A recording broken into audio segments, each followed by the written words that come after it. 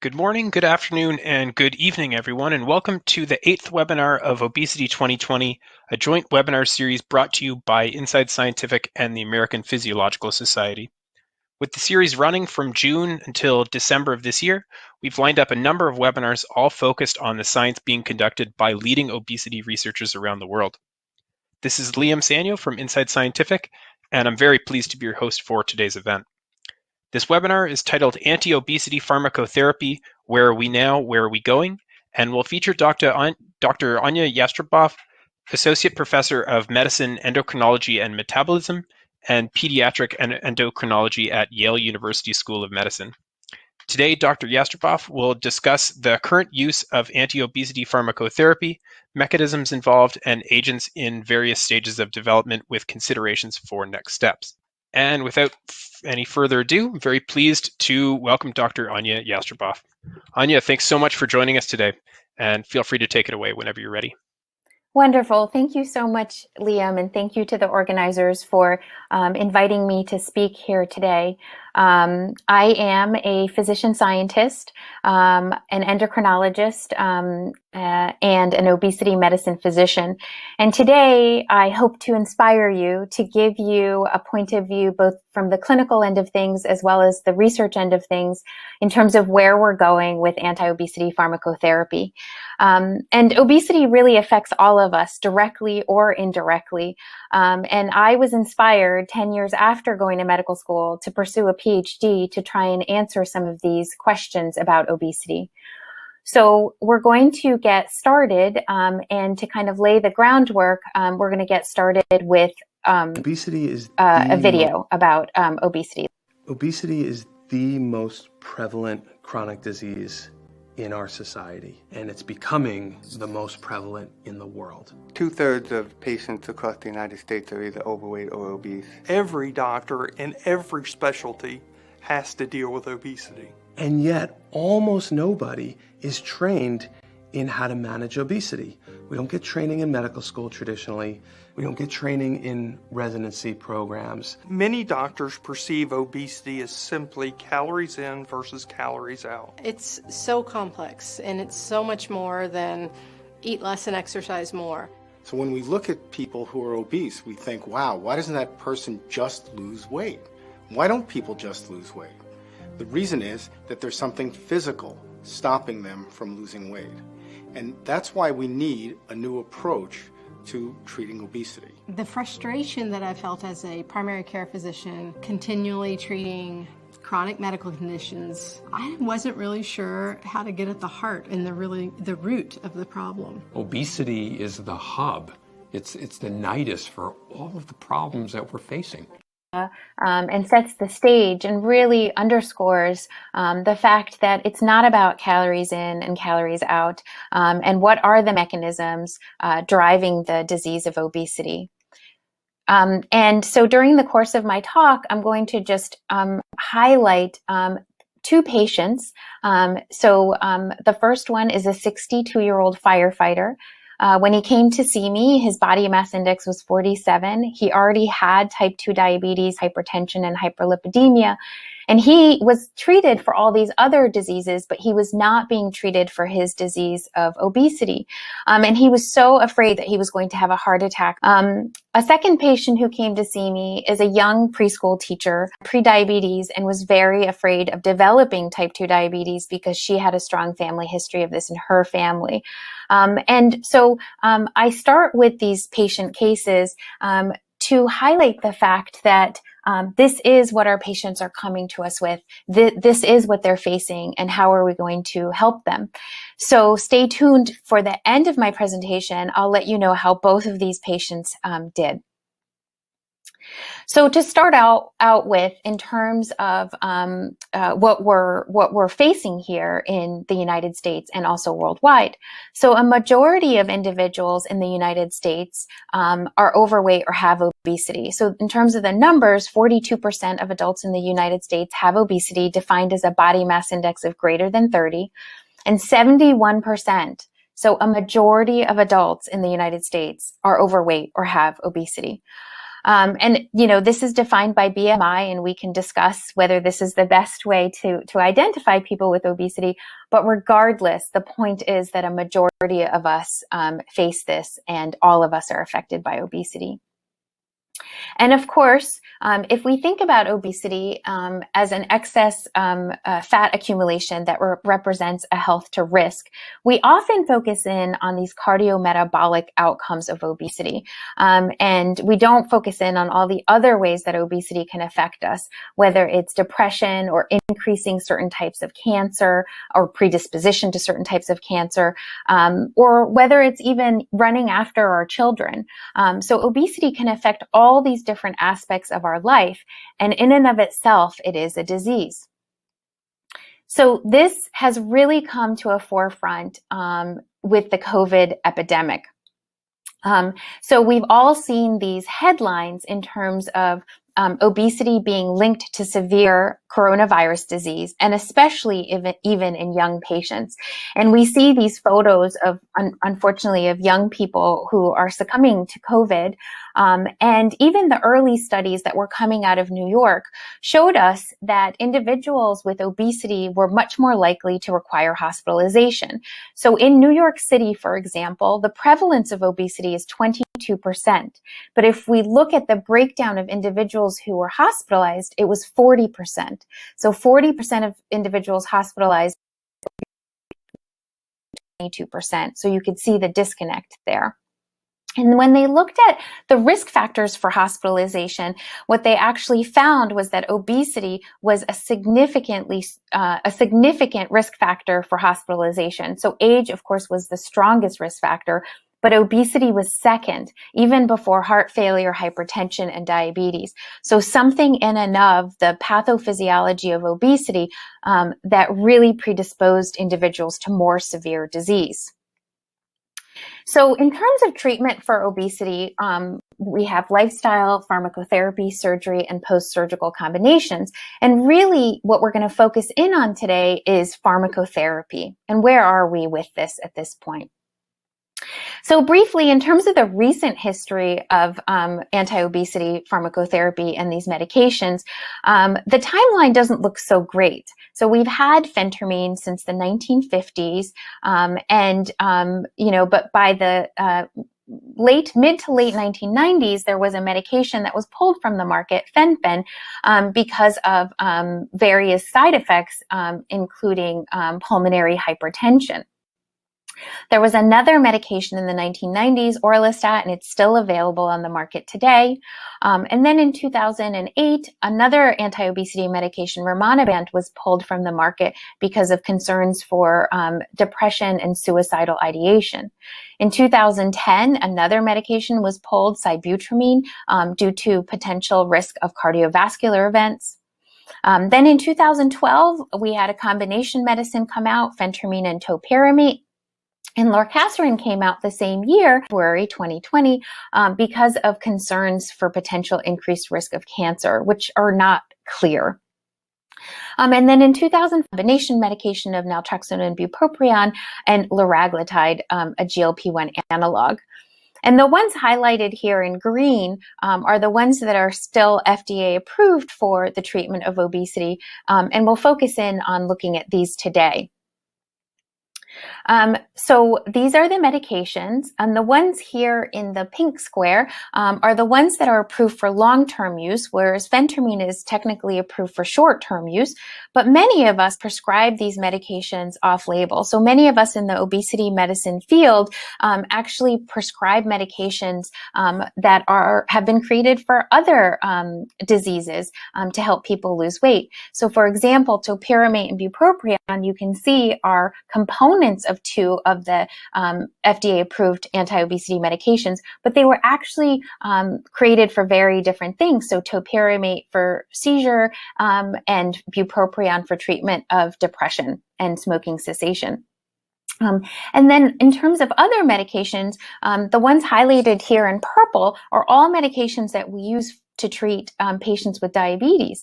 But we know that they have effects on weight and specifically weight loss. And so we use them to treat patients with obesity as well. And we're going to focus in on GLP-1 analogs today, a little bit down the line. So what are the indications for using these medications? Well, they are a body mass index of greater than 30 or a body mass index of greater than 27 with various weight-related diseases such as type 2 diabetes, hypertension, and hyperlipidemia. And let's take a look at how we're doing. How are we doing in terms of prescribing these medications? So if we look at individuals who qualify, meaning they meet the criteria for treatment with these medications, it's 46% of adults in the United States. So 46% of adults in the United States have a body mass index of greater than 30 or greater than 27 with weight-related diseases. And here that's depicted on the graph in orange. Now let's look at the number of people who actually receive appropriate pharmacotherapy. It's 2%. So only 2% of individuals who meet criteria for treatment with these medications actually rescue. For what disease is this okay? Would this be okay for cancer or for HIV or any other disease? Would it be okay to only treat 2% of people who actually needed treatment? And if you look at people who qualify for bariatric surgery, it's 1% or less. So we're really not doing a very good job treating patients with obesity in terms of helping them lose weight. So let's just look at diabetes for a comparison.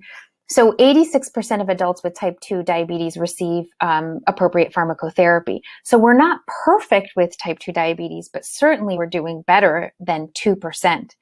And I think this really highlights where all of you can come in. So why is it that only 2% of individuals receive pharmacotherapy? How do these medications work? Are they efficacious? Do we know which individuals they work for? Who may they work for better, and who do they not work for? And these are some of the things that we're going to discuss today.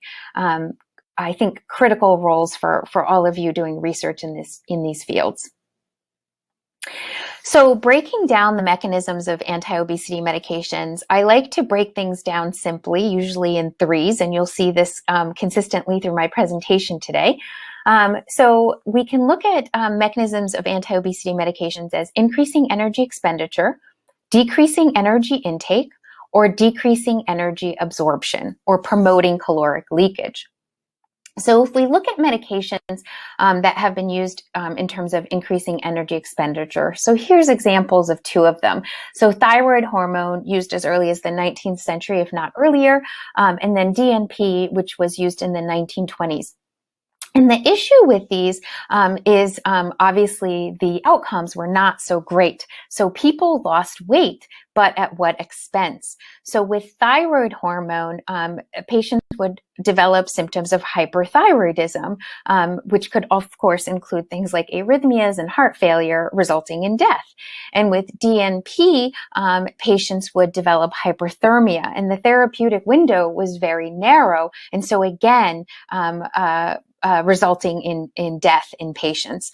So not great options, but certainly various medications are being explored. And this is, what patients often ask about. They'd like to take a medicine that melts away their fat, but doesn't change other things like their appetite. So we'll have to stay tuned for that. Now, what about decreasing energy absorption? So there is an FDA-approved medication called orlistat, which helps us absorb less fat. And there's a medicine or a group of medicines used for type 2 diabetes called SGLT2 inhibitors that help us absorb less glucose, or actually urinate out excess glucose. And so in essence, we're losing calories by absorbing less fat or less glucose. Now, the problem with these medicines, they're good ones, but the problem is that our bodies are very smart. And as soon as they sense that we're losing calories, they want to gain them back in some way. And so what often happens is that people eat those extra calories. They eat back what they're losing. And so they lose weight, but not as much as maybe would be expected. And so the idea with this class of medications is, how do we pair them with other medications that potentially decrease energy expenditure so that we can offset that response in our bodies to eat more? So decreasing energy intake is where most of the medications that we have are the way that they're working today. And so that really focuses in on the brain, which of course makes sense, because if we think about energy regulation and food intake, it really focuses in on the brain. And of course, genetics plays an important role. And peripheral signals that we're going to talk about today obviously signal the brain and let the brain know how we're doing in terms of energy stores, in terms of nutrient intake, and they really inform the brain, which is obviously controlling, in essence, what we're doing. But it's biology that informs these neural pathways in the brain in terms of what to do and what we do. So really resulting in whatever it is that we're eating, whether it's craving and affecting eating behavior. So again, I like to break things down simply. So let's think about these brain regions as three. So cognitive executive, hedonic or salience, and homeostatic. And most of the research and most of the work obviously started out looking at homeostatic regions of the brain. And of course, that means the hypothalamus. And work looking at the hypothalamus really informed us in terms of the function. So the lateral hypothalamus, or the hunger center, where it was found that lesions to the lateral hypothalamus resulted in anorexia, whereas lesions to the ventromedial hypothalamus resulted in obesity. And looking more closely at the hypothalamus, there are several regions that are critical. So the arcuate nucleus with first-order neurons, and then the paraventricular nucleus and lateral hypothalamus with second-order neurons. And in terms of looking at these neurons, AGRP, NPY neurons are orexigenic, so they increase food intake and decrease energy expenditure. And POMC-CART are anorexigenic, and they decrease food intake and increase energy expenditure. And as I mentioned, of course, there are these peripheral signals and hormones that stimulate or inhibit these neurons. And so, for example, ghrelin would stimulate AGRP-NPY neurons, signaling us to increase food intake. So ghrelin levels are the highest before we eat. So before we eat a meal, and they go down as we eat, and they are attenuated by things like protein. Now, leptin is the most famous adipokine. So it's a hormone or an adipokine that's secreted by the adipose tissue, and it acts both on AGRP and POMC neurons. And basically, it stimulates POMC-CART neurons to signal us to decrease food intake and increase energy expenditure. And the finding of leptin, as we all know, was critical, because it really informed us about this physiology or pathophysiology in obesity. So if we look at leptin, we can talk about monogenic forms of obesity. So congenital leptin deficiency, we all know about, basically mutation in the OB gene that results in undetectable leptin levels. And it's a very rare disease, but again, critical in our understanding of obesity and obesity pathophysiology, where these individuals have early onset, very severe obesity. They have hyperphagia, hyperinsulinism. And when given leptin treatment, there's marked weight loss that results. So as you can see here in this patient, he weighed 40 kilograms at age 3, and after leptin treatment, he weighed less. He weighed 29 kilograms at the age of 6. So really a marked response to this treatment with leptin. Now, leptin doesn't work as a therapy for other types of general obesity, and we'll talk about that, but clearly a very important clue for us in the 1990s.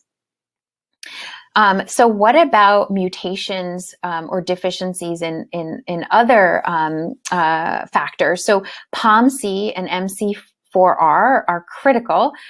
So there are two other types of monogenic obesity. So MC4R mutation results in obesity and tall stature, and it's the most common form of monogenic obesity. And then POMC mutation or deficiency results in early onset obesity, hyperphagia, hypopigmentation, and adrenal insufficiency. Now, this is important to consider because if we know exactly where the lesion is, if we know where the pathophysiology is, then we can tailor treatment to that mutation or to that deficiency. So one example of this is a medication called setmelanotide. It's an MC4R agonist, and it's been looked at for the treatment of POMC deficiency, as well as leptin receptor deficiency. And so what you see on this graph here are two individuals, so two patients, one depicted here in blue and one in red. And you can see their weight trajectory across the ages from the time they were 1 until the age of 18. And you can see that their weight steadily continued to increase throughout their life, resulting in severe obesity. Now, if we look at what happened when they were treated with setmelanotide, you can see that the patient number 1 in red and patient number 2 in blue, they both lost weight quite quickly with this treatment. And so again, they were going at the specific cause of this monogenic obesity to result in weight loss. And in fact, setmelanotide, for setmelanotide, they looked at 10 individuals, and based on this and this mean weight loss of 70 pounds, in July of this year, 2020, the FDA granted a rare pediatric disease designation, both for POMC deficiency as well as leptin receptor deficiency for setmelanotide. And the medication is currently under review with the FDA, and hopefully we'll have an answer by the end of November. But this is one of the medications where the field is going. And the idea is, can we known pathophysiology in obesity. So stay tuned for more of this. So now let's turn our view on hedonic areas and areas of salience. So there are many different neural pathways that are important in this. So for example, dopaminergic pathways that are critical to reward and motivation. So the striatum and the nucleus accumbens, which has been looked at extensively in the addiction literature.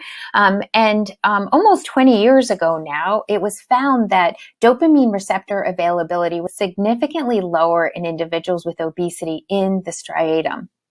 And so there was a clue there that these pathways were also critical in terms of obesity and weight gain.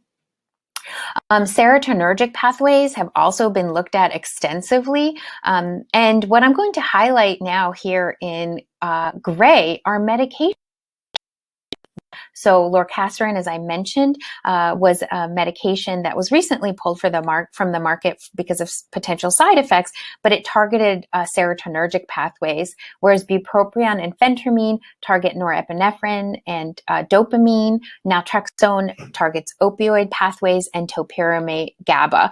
And it's unclear exactly how all these medications work, but research is ongoing. And of course, we can't forget about cognitive or executive regions of the brain, because this is obviously what makes us human and helps us make decisions and choices in terms of the food that we eat. But it's critical to remember that these regions of the brain are informed by whether it's the striatum or the hypothalamus. So they're informed by these other regions of the brain. So taken together, cognitive, hedonic, and homeostatic regions of the brain all work together to determine food intake and eating behavior. And these areas of the brain are informed by peripheral signals. And I added a few here, GLP-1, GIP, and glucagon, that we're going to talk about today. These medications and how they work. as I mentioned, is a lipase inhibitor, a gastric and pancreatic lipase inhibitor, and it causes malabsorption of 30% of the fat that we eat. So patients take this before each meal, and they basically absorb less fat. And so in essence, the only medication that we have right now that's FDA approved that works by this malabsorption of calories. Now, phentermine is a sympathomimetic amine, and it increases norepinephrine and dopamine. And like I said, it's been approved since the 1950s. And then a combination of phentermine and topiramate is one of the FDA-approved medications, and topiramate works on GABA receptor modulation, potentially inhibiting, causing inhibitory effects on NPY-AGRP. But the exact mechanism is not really known. And topiramate is one of these medications that was created for something else. It was created to help treat seizures and then migraines. And neurologists noticed that their patients were losing weight. And so this medication was combined with phentermine, partially because topiramate can cause drowsiness, whereas phentermine, of course, does not. So the idea was that you would mitigate some of the potential side effects with this combination. Now, the next medication, bupropion naltrexone. So again, it's made of two medications that were created for different purposes. So bupropion is a reuptake inhibitor of dopamine and norepinephrine and activates POMC neurons. And naltrexone is an opioid antagonist and blocks the feedback inhibition of beta endorphins. And bupropion is used for depression as well as smoking cessation. And naltrexone is used for individuals who abuse opiates or alcohol. And the idea is they both work on craving. So could they somehow help patients lose weight? So again, this medication was created from two already known medications to then be used to treat obesity. Now, what about liraglutide? So liraglutide is a GLP-1 receptor agonist. It's an incretin, or a hormone that's secreted in response to food intake, and it actually has peripheral and central action. And we're going to focus in on GLP-1 receptor agonists now in the next few slides. Because I think that they're really an interesting way that the field of anti-obesity pharmacotherapy is going. And just a note again that orlistat is the only medication that we have that decreases energy absorption that's FDA approved. There's also the SGLT2s that I'll show you in a second. And then these medications all work in the brain, working on homeostatic or hedonic regions of the brain. So looking at mechanisms of action of these medications that promote weight loss, again, just to underscore that they were all created for other things, many of them for type 2 diabetes. And so the mechanism of action is not known in terms of the weight, in terms of the obesity treatment and the weight loss. It's not known.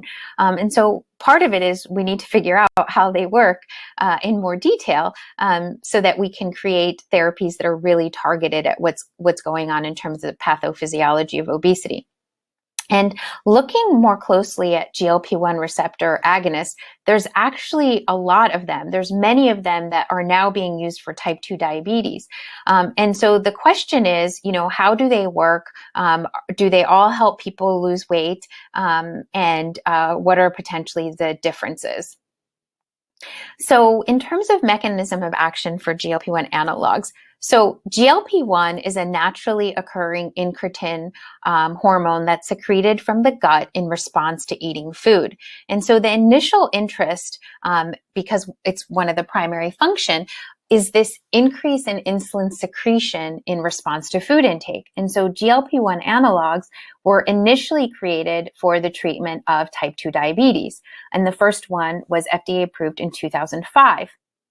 More recently, it's been found that GLP-1 analogs also have a cardioprotective effect in terms of preventing secondary cardiovascular events. Not all of the GLP-1 analogs, but some of them, and of course they're each different. So it's important to look at the differences between all of these. The question is, how does it work? analogs worked by decreasing or slowing gastric emptying. And the thought was, well, it slows gastric emptying, people feel more full and they eat less. And that's partly true. So people do feel more full, but is most of the effect actually occurring in the brain? And this research is ongoing, and Matthew Hayes' group and others have looked at this, and there's been some recent, very interesting work looking at how GLP-1 itself, endogenous GLP-1, and GLP-1 analogs like liraglutide may work in the brain. And so the idea or the thought is that GLP-1 directly activates POMC-CART neurons, so decreasing food intake, and indirectly inhibits via GABAergic transmission the NPY-AGRP neurons. And so collectively, this results in signals that reduce food intake. And so clearly, we're seeing evidence now that GLP-1 works in the brain as well as liraglutide. And so the question is, do all of these GLP-1 analogs reduce weight or cause weight loss? And the answer is, as a class, they do.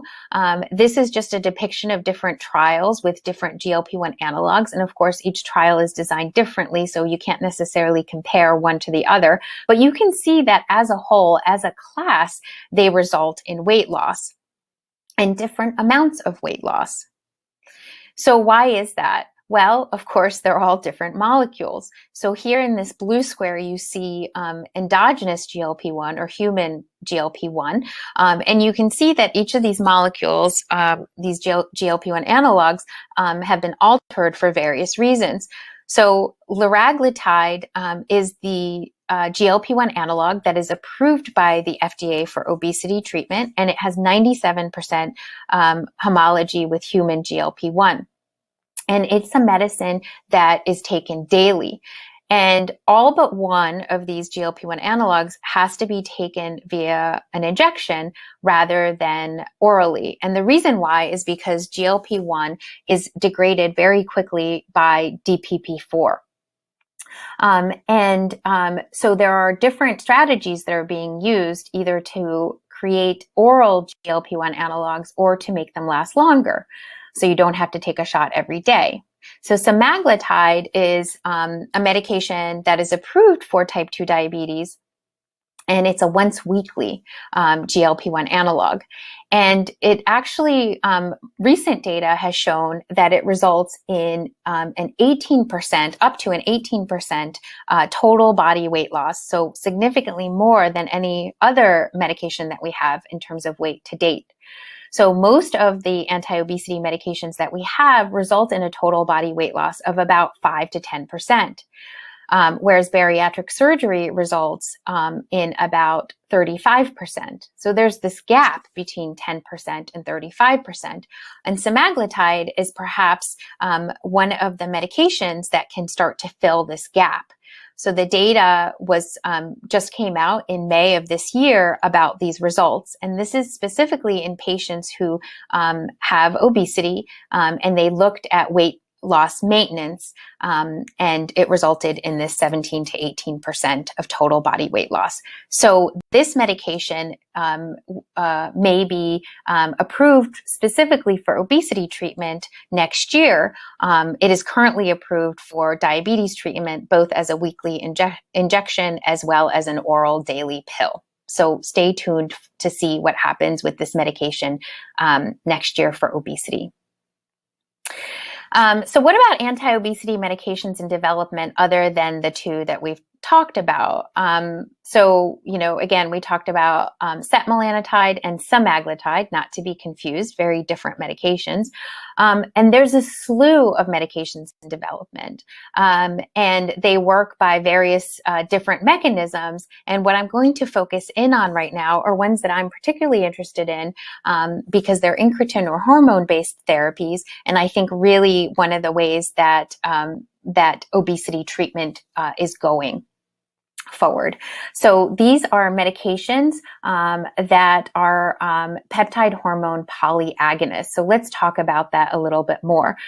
They all have GLP-1 in them, at least the ones that we're going to look at today.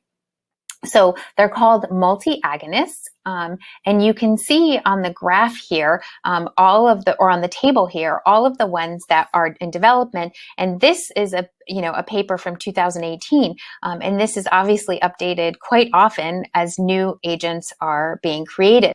And there are combinations of GLP-1, GIP that I'm going to focus in on next. There are combinations of GLP-1 and glucagon, and then there's triple agonists or combinations of GLP-1, GIP, and glucagon.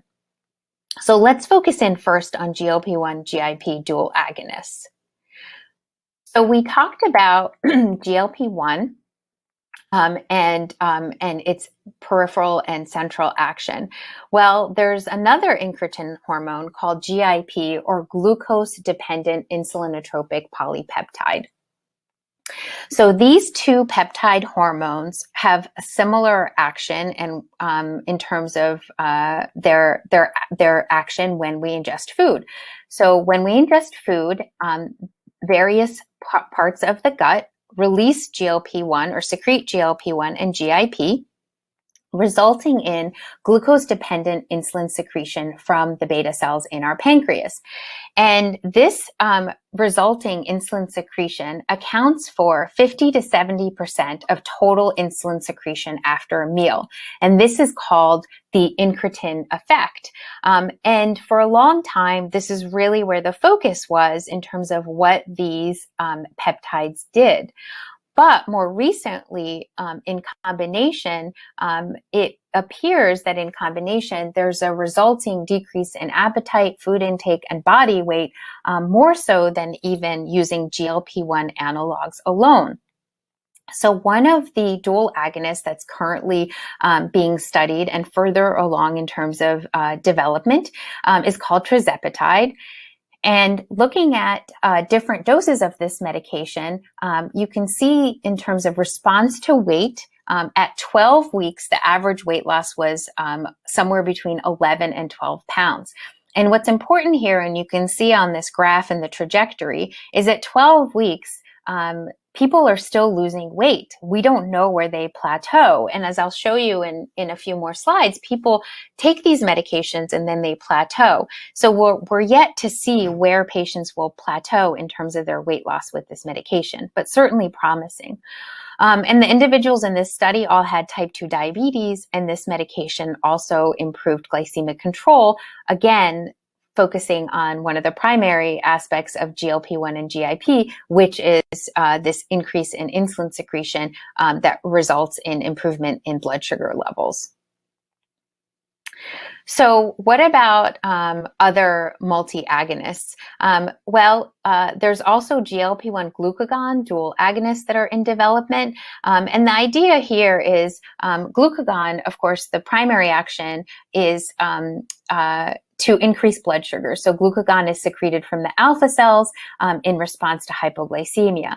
But it turns out that glucagon also increases satiety. So when in combination with GLP-1, could it potentially decrease food intake, increase satiety, and result in weight loss? And then the idea of combining these three, so GLP-1, GIP, and glucagon, for an even more efficacious agent. And so I think definitely keep your eye out for these agents. If you're working in the field, keep on going. I really think that this is where the field of obesity medicine is going. And these medications really have the opportunity to close that treatment gap and to really result in weight loss that is higher than anything that we've seen in the past. So for the remainder of my talk, what I'd like to focus in on is some key clinical concepts in treating obesity, focusing in on anti-obesity pharmacotherapy. And I think these clinical concepts can really help inform how we create therapies, how we create medications that can address some of these issues with obesity. And really at the heart of it is that obesity is a disease. And so what are these things that we're going to discuss? So one is that obesity is a heterogeneous disease. 2 is that it's chronic. And 3 is that it's complex. So let's tackle each one of these. So obesity is heterogeneous, and there's a wide variability in terms of responses to each of the anti-obesity medications. And why is that? Well, there's not one type of obesity. There's many types of obesity, as we saw even with monogenic forms of obesity, but there's many types of obesity, and so different people will respond to different medications. So let's take a closer look at that. So in terms of the response to anti-obesity medications, when you start a patient on a medication, some patients will not lose weight, or they'll lose less than 5% of their total body weight. And we consider that to be an inadequate response, meaning they're not really responding to the medicine. Now, some people will lose more than 5%, maybe 10%, and we consider that a response. And some individuals, as you'll see in the patients at the end, have a marked response and they lose 10 to 20% or even more. And you could see that this is a bell-shaped average. People will lose somewhere around 5 to 10%, and that's what's reported in the studies. But the question is, why do some people respond so much more, and whereas others do not? So to kind of put this into context, if you have a patient who weighs 200 pounds and they lose 10 pounds, that's 5% of their total body weight. If they lose 20 pounds, that's 10% of their total body weight. So if you start a medication for a person who weighs 200 pounds and they lose somewhere between 10 and 20 pounds, that's considered a response to the medication. So now let's take a closer look at this variability in terms of response. So you could start a patient on a medication and they might fall in the middle of the bell-shaped distribution or towards the end.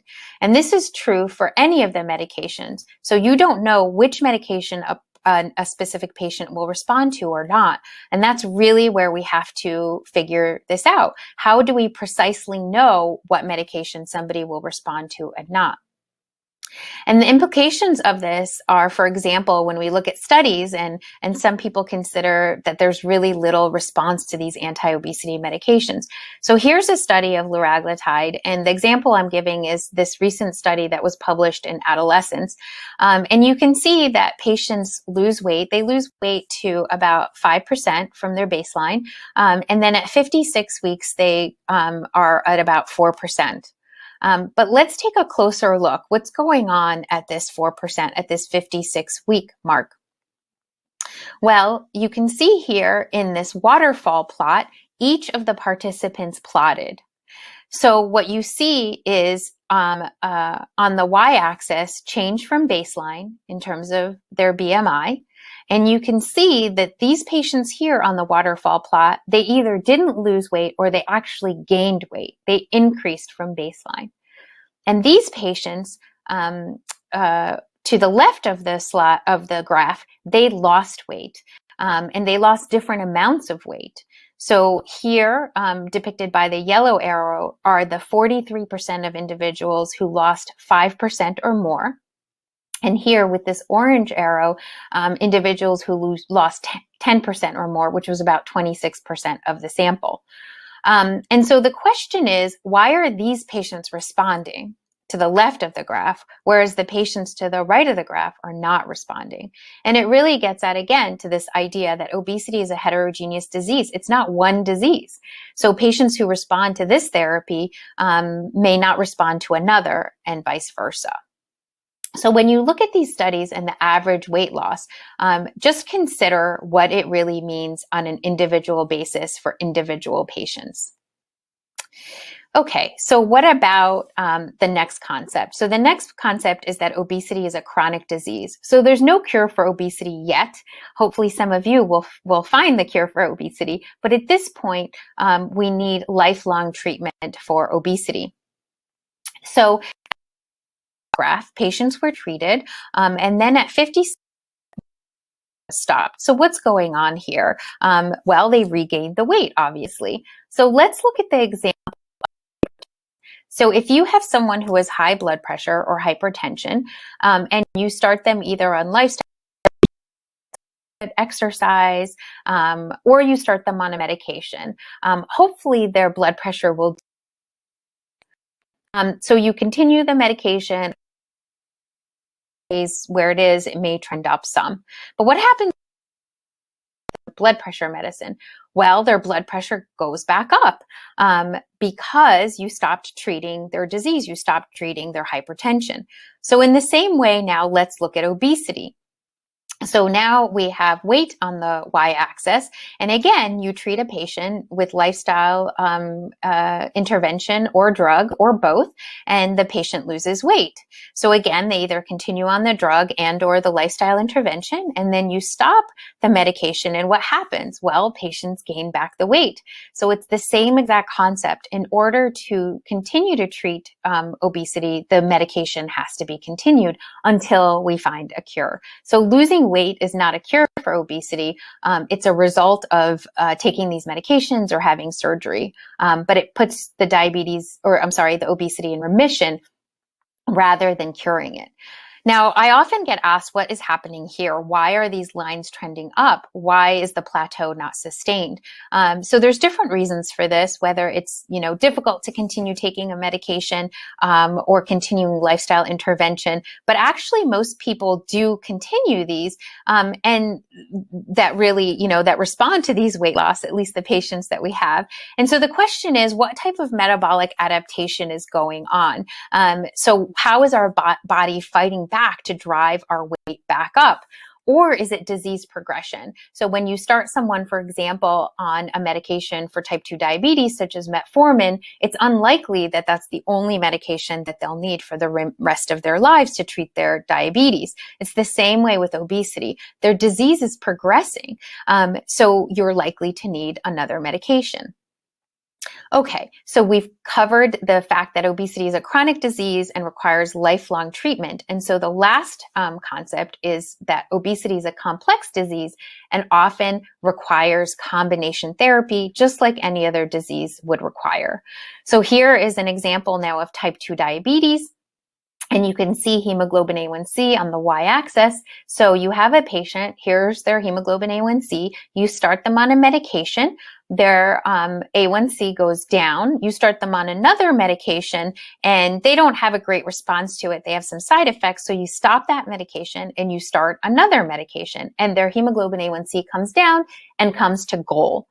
So it's the same way with obesity. So with obesity, you start someone on a medication to help their weight decreases. You try another medication, potentially with this medication, they don't lose weight. You stop this medication and you start a third medication. So basically, obesity, just like any other complex chronic disease, often requires multiple medications in order to result in treatment and successful weight loss.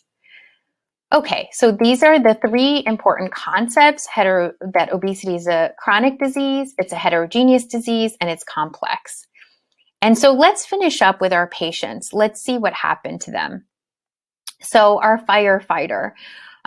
So again, when he came in, his BMI was 47, his A1C was 8.5. And he, over the course of 5 years, lost weight with a various combination of medications. The ones in green are the ones he ended up taking. The ones in gray are the ones that we tried and then subsequently stopped or replaced. And you can see that by the end of 5 years, his body mass index was down to 34 and his A1C was now controlled at 6.4%. And in total, he lost 78 pounds, which was 25% of his total body weight from where he started. So a really, good outcome at the end. And what about the preschool teacher? So she came in with a BMI of 57 and an A1C in the prediabetes range. She also lost weight with a combination of medications over the course of 3 years with a resulting BMI of 33 and an A1C out of the prediabetes range, in total losing 129 pounds and a 41% total body weight loss. Both of these patients could have had surgery, and they did explore that as an option. They wanted to try medications first to see if they would work, and that is how they proceeded to go. But you could see that the outcome with medications was good. It just took a little bit of time and multiple medications. So in conclusion, when we think about moving forward with the development of anti-obesity medications, we have to think about how the neural circuits are involved and the neural responses that result in eating behavior, and how the foods we eat impact peripheral signals that then may impact the neural circuitry and our neural responses. In the setting of obesity, there's perturbations in these metabolic factors, whether it's insulin resistance or changes in GLP-1 or GIP. That may result in altered neural responses, eating behavior, and weight gain. And so where anti-obesity medications come in terms of treatment of obesity and weight loss, is really working in the brain and the periphery to result in weight loss. So I thank you for your attention, and I hope that I've inspired some of you to either continue in this field or to embrace this field and help us find better and novel treatments for the treatment of obesity for our patients. Thank you so much for your attention, and I'm happy to take any questions. Excellent. Thanks so much, Anya, for the fantastic presentation. So the first question today comes from Sharman, who's asked, why do we still use BMI knowing all the issues involved, especially when it was never meant to be a health measurement in the first place? Yes, that's a great question. And, obviously it's a whole talk in and of itself, as many things are. So I agree with you. BMI is not a great measure to use. And it was intended for these large population studies. It is what the FDA is currently using, obviously using other measures, such as whether it's waist circumference, which is difficult in terms of doing consistently the same way and above a BMI of 35. There's debate whether it's useful at that point. But there's other measures like percent body fat, using bioimpedance measures that can inform us better. And you're absolutely right, where we store our fat and how we store it. Regardless, right now, this is what we have. And so that is what we are using. But I 100% agree with you that it's not necessarily the best way to go about this. Perfect. Great answer. Next question here. Does modulation with melanocortin-1 receptor also lead to obesity or weight gain? And does this MC1R also relate to MC4R in causing obesity conditions? I don't know the answer to that question. So I would have to look into it. I don't know if that's the case. I'm sure that there is research that's ongoing in specifically to answer that question. If you want, I can certainly look through the literature and send that along to Liam. Excellent, thanks. Next question comes from Harry, who's asked, does tirzepatide decrease food intake? And if so, how does it do this? Yeah. That's a great question. And, this question comes up with GLP-1 analogs as well. And this is obviously GLP-1 GIP. The thought is that, yes, these agents do decrease food intake. So with GLP-1, there has been a study that it was published in 2017 that actually looked at decreasing food intake, also decreasing craving and hunger. And so the thought is that these medications do work that way. The question, and where I think more research needs to be done, is whether there is some effect on metabolism as well in terms of energy expenditure. But yes, these medications do decrease food intake, and specifically have been looked at with GLP-1 analogs, and the paper was specifically on semaglutide. Perfect. Next question here. Is there a sex-dependent response to losing body weight on GLP-1 or other medications? Oh, that's such a great question. These studies are so incredibly needed. I can tell you from experience in terms of in clinic, a majority of my patients who come to see me are women, and men who see me, obviously, also start on these medications and have a great response. But we really don't know about all of these interactions in terms of differences in sex hormones and how they affect response to these medications and how they affect how we lose weight, whether it's with these medications or other things. So that is sorely needed. And we definitely need to do those studies and compare how men and women respond to these medications. So thank you for that question. And I hope you're pursuing it. Excellent. Thanks, Anya. Here's a question here. What are some of the barriers for the use of some of these anti-obesity medications? Yeah, so there are many, and I lecture on this quite a bit. So one is, we don't have great coverage by insurance companies for these medications. So that's a huge barrier. So even if you prescribe this medication, it may not be covered, and they can be very expensive for patients. And potentially not being able to take them at all because they're so expensive. A huge barrier is that none of us were taught about treating obesity when we were in medical school or residency. So I went to medical school almost 20 years ago now, and we didn't have any lectures on obesity or even nutrition. And now that's coming into medical education, but physicians really can't treat obesity if they haven't learned about it. And so now there's great efforts at, including and adding obesity in terms of education at the medical school level, the residency level, as well as fellowships. So there are now obesity medicine fellowships, which were not available when I was doing my endocrinology fellowship. And there's the American Board of Obesity Medicine that can help physicians get board certified. So I'm also board certified in obesity medicine in addition to endocrinology. So you really can gain the education, the knowledge that you need in order to treat patients.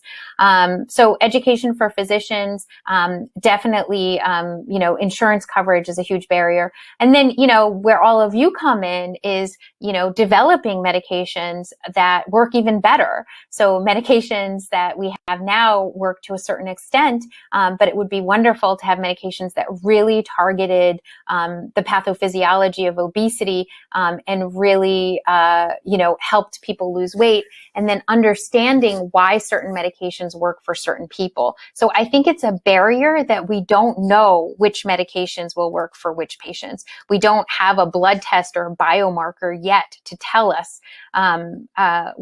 which patients will respond. And all of that is coming.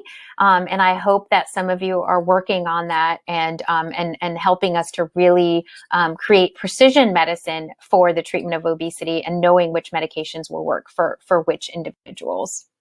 Excellent answer. And I think we'll end the Q&A there on a high note. So thanks so much, Anya, for all your fantastic insights today, both on your great presentation as well as the Q&A session. Great. Thank you so much again for the invitation. And I hope all of you work in this field and create wonderful new medications that we can use. Thank you. So in closing, thank you again for taking part in this Inside Scientific webinar produced in partnership with the American Physiological Society, and we look forward to having you with us again soon. Have a wonderful day, everyone.